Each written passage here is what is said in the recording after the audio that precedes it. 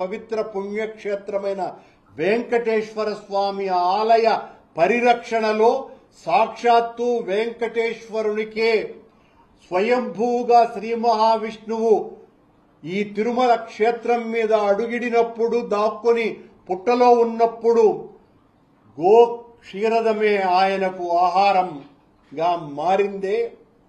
ఆ గోవును పరిరక్షించటానికే, ఆయన కాపాడటానికి ఆ రోజున ఓ గొల్ల వ్యక్తి ఆ ఆవును కొట్టడానికి పోతే గొడ్డలితో దాన్ని రక్షించటానికి పోయి సాక్షాత్తు శ్రీ మహావిష్ణువుకే గాయమైనటువంటి సంఘటన మన పురాణాలన్నీ తెలుపుతున్నాయి. అది గోమాతకున్నటువంటి విశిష్టత.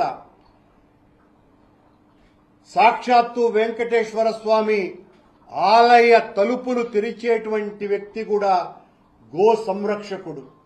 అంతగా గోవులతో అన్యోన్య బాంధవ్యం ఉన్నటువంటి తిరుమల క్షేత్రంలో